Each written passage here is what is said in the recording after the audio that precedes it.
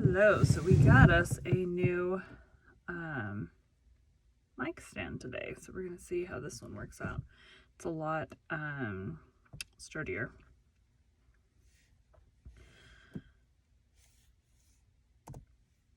Welcome to Bite at a Time Books, where we read you your favorite classics one bite at a time.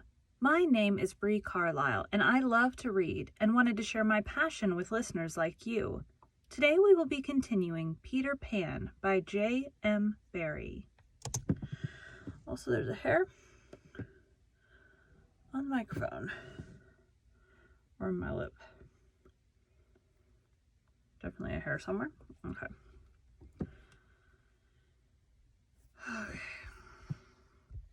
We're doing chapter 6 today. Let me save this because these chapters have names.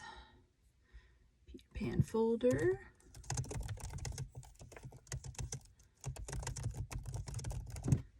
Okay.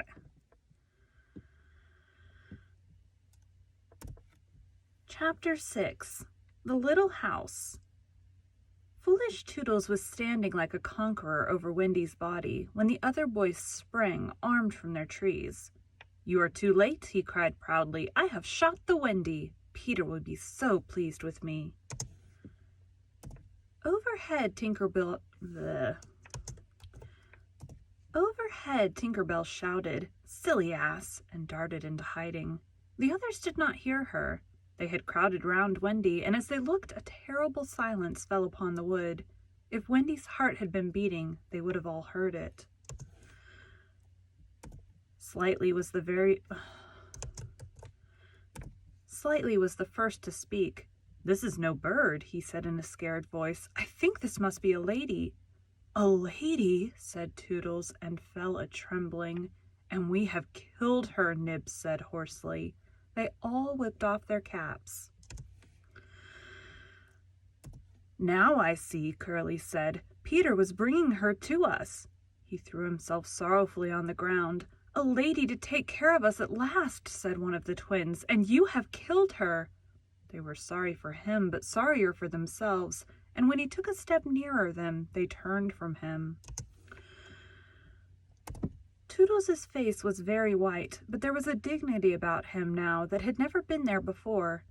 "I did it," he said, reflecting. "When ladies used to come to me in dreams, I said, 'Pretty mother, pretty mother,' but when at last she really came, I shot her." He moved slowly away. "Don't go," they called in pity. "I must," he answered, shaking. "I am so afraid of Peter."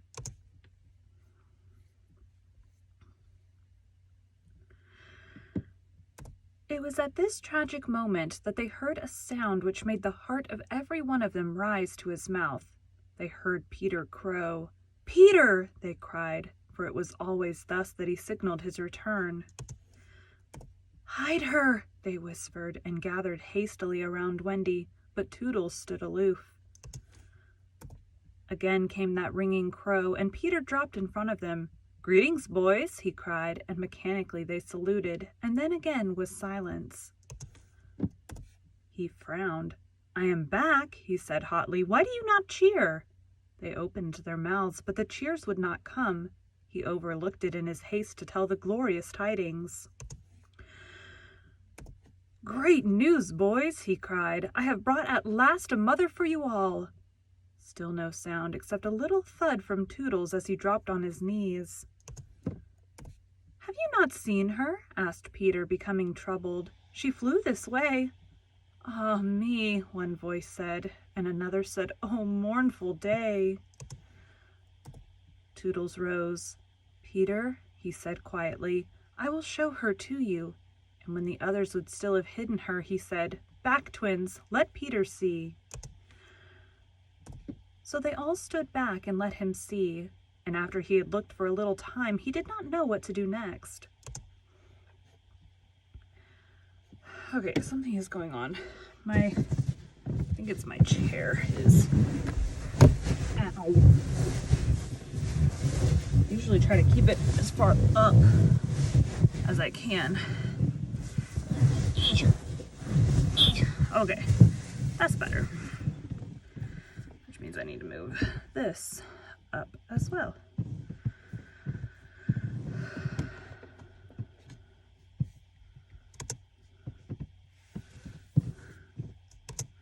He did not know what to do next.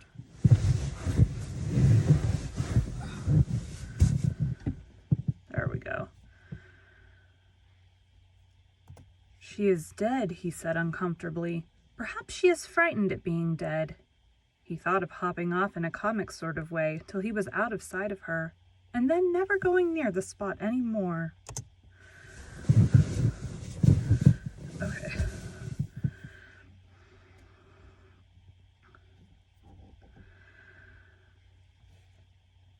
They would all have been glad to follow if he had done this, but there was the arrow.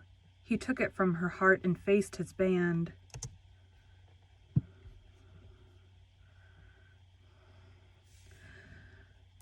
Whose arrow? He demanded sternly. Mine, Peter, said Toodles on his knees. Oh, dastard hand, Peter said, and he raised the arrow to use it as a dagger. Toodles did not flinch. He bared his breast. Strike, Peter, he said firmly. Strike true. Twice did Peter raise the arrow, and twice did his hand fall.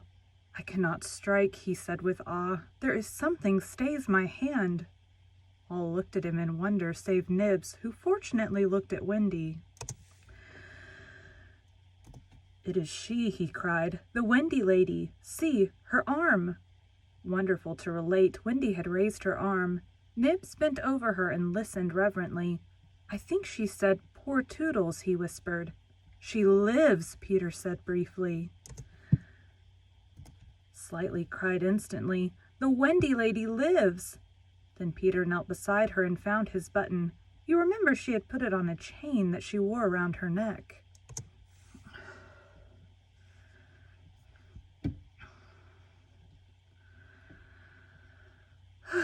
Okay, there we go. See, he said, the arrow struck against this. It is the kiss I gave her. It has saved her life. I remember kisses, slightly interposed quickly. Let me see it. Aye, that's a kiss. Peter did not hear him. He was begging Wendy to get better quickly so that he could show her the mermaids.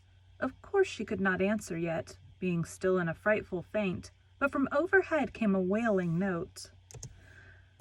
Listen to Tink, said Curly. She is crying because the Wendy lives. Then they had to tell Peter of Tink's crime, and almost never had they seen him look so stern. Listen, Tinker Bell, he cried. I am your friend no more. Be gone from me forever.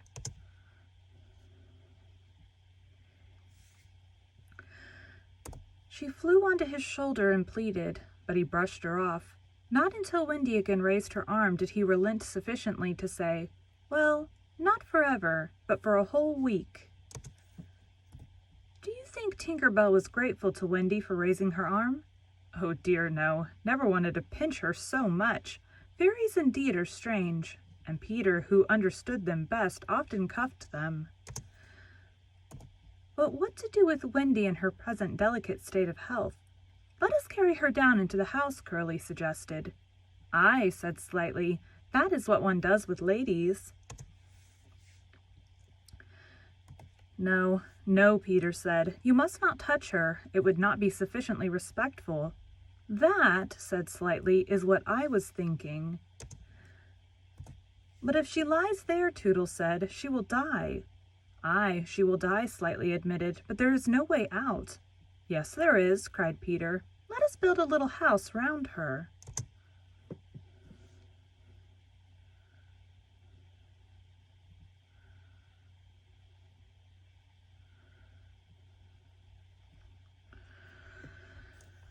So they're not going to take her down into the house, which would be easier. They're going to build one for her. They were all delighted. Quick, he ordered them. Bring me each of you the best of what we have. Got our house. Be sharp. In a moment, they were as busy as tailors the night before a wedding. They scurried this way and that, down for bedding, up for firewood, and while they were at it, who should appear but John and Michael? As they dragged along the ground, they fell asleep standing, stopped, woke up, moved another step, and slept again. I just realized I forgot to adjust my... There we go. "John! John!" Michael would cry. "Wake up! Where is Nana, John, and Mother?" And then John would rub his eyes and mutter, "It is true, we did fly." You may be sure they were very relieved to find Peter. "Hello, Peter," they said.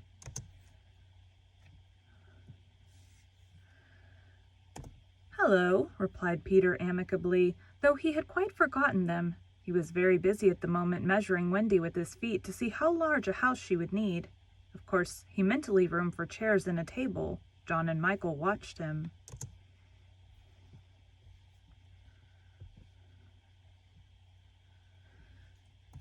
"Is Wendy asleep?" they asked. "Yes."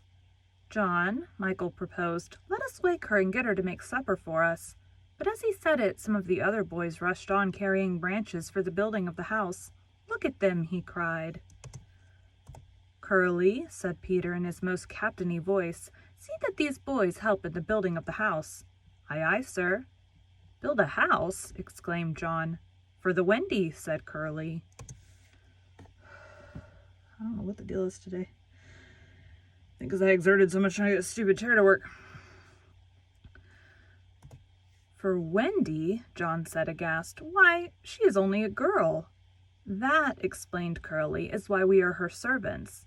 "You? Wendy's servants?" "Yes," said Peter, "and you also. Away with them." The astounded brothers were dragged away to hack and hew and carry. "Chairs and a fender first," Peter ordered. "Then we shall build a house round them." "I," said Slightly, "that is how a house is built. It all comes back to me." Peter thought of everything. "Slightly," he cried, "fetch a doctor." "Aye, aye," said Slightly at once, and disappeared, scratching his head. But he knew Peter must be obeyed, and he returned in a moment, wearing John's hat and looking solemn. "Please, sir," said Peter, going to him, "are you a doctor?" The difference between him and the other boys at such a time was that they knew it was make-believe, while to him make-believe and true were exactly the same thing. This sometimes troubled them, as when they had to make believe that they had their dinners. Said that weird.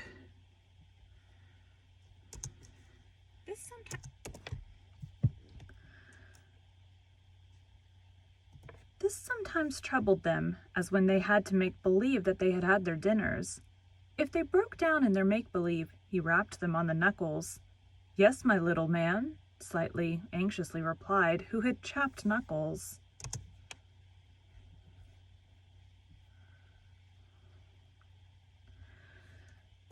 "Please, sir," Peter explained, "a lady lies very ill." She was lying at their feet, but Slightly had the sense not to see her. "Tut, tut, tut," he said. "Where does she lie?" "In yonder glade." "I will put a glass thing in her mouth," said Slightly, and he made believe to do it, while Peter waited. It was an anxious moment when the glass thing was withdrawn. "How is she?" inquired Peter. "Tut, tut, tut," said Slightly. "This has cured her." "I am glad," Peter cried. "I will call again in the evening," Slightly said. "Give her beef tea out of a cup with a spout to it." But after he had returned the hat to John, he blew big breaths, which was his habit on escaping from a difficulty. In the meantime, the wood had been alive with the sound of axes. Almost everything needed for a cozy dwelling already lay at Wendy's feet. "If only we knew," said one, "the kind of house she likes best." "Peter," shouted another, "she is moving in her sleep." "Her mouth opens," cried a third, looking respectfully into it. "Oh, lovely." "Perhaps she's going to sing in her sleep," said Peter. "Wendy, sing the kind of house you would like to have." Immediately, without opening her eyes, Wendy began to sing. "I wish I had a pretty house, the littlest ever seen, with funny little red walls and roof of mossy green." They gurgled with joy at this, for by the greatest good luck the branches they had brought were sticky with red sap, and all the ground was carpeted with moss. As they rattled up the little house, they broke into song themselves.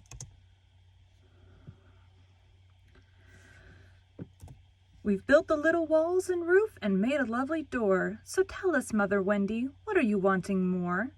To this she answered greedily, "Oh, really, next I think I'll have gay windows all about, with roses peeping in, you know, and babies peeping out." With a blow of their fists they made windows, and large yellow leaves were the blinds. But roses, roses, cried Peter sternly.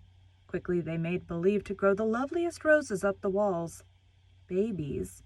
To prevent Peter ordering babies, they hurried into song again.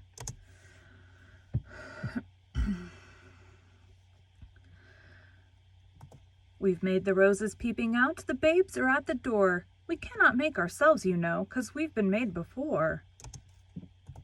Peter, seeing this to be a good idea, at once pretended that it was his own. The house was quite beautiful, and no doubt Wendy was very cozy within, though of course they could no longer see her. Peter strode up and down, ordering finishing touches. Nothing escaped his eagle eyes, just when it seemed absolutely finished. "There's no knocker on the door," he said. They were very ashamed, but Toodles gave the sole of his shoe, and it made an excellent knocker. Absolutely finished now, they thought. Not a bit of it. "There's no chimney," Peter said. "We must have a chimney."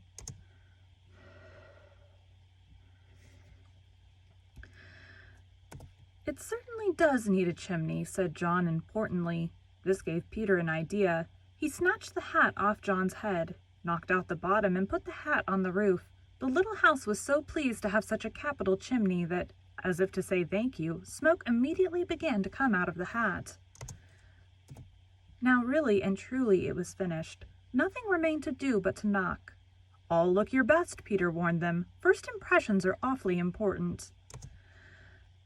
He was glad no one asked him what first impressions are. They were all too busy looking their best. He knocked politely, and now the wood was as still as the children. Not a sound to be heard except from Tinker Bell, who was watching from a branch and openly sneering. What the boys were wondering was, would anyone answer the knock? If a lady, what would she be like?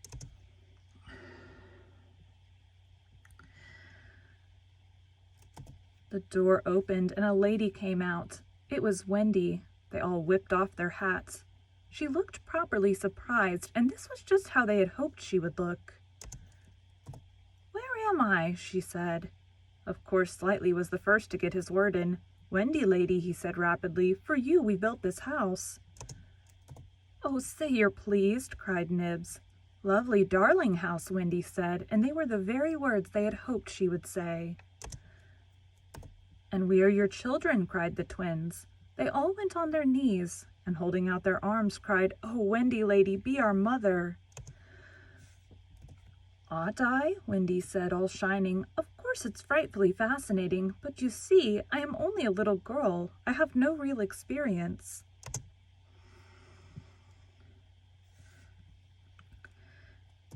"That doesn't matter," said Peter, as if he...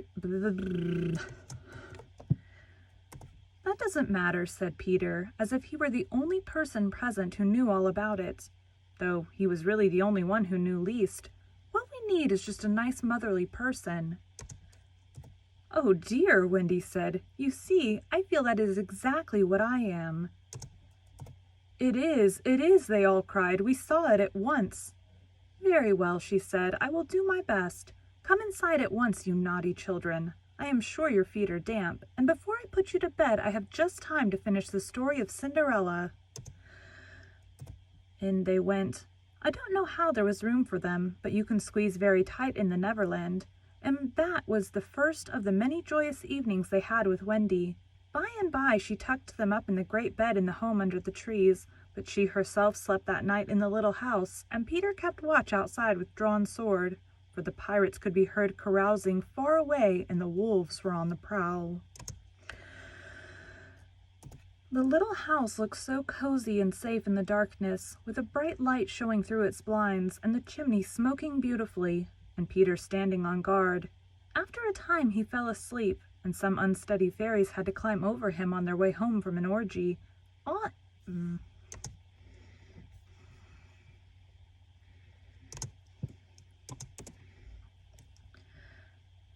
any of the other boys obstructing the fairy path at night, they would have mischieved, but they just tweaked Peter's nose and passed on.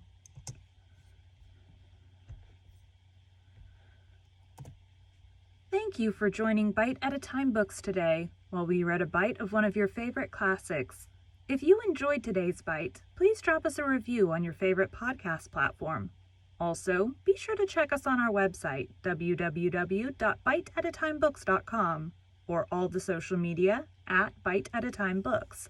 Again, my name is Bree Carlile, and I hope you come back tomorrow while we take the next bite of Peter Pan. Let me make sure that didn't sound weird there at the end there. Running out of air. Bree Carlile, and I hope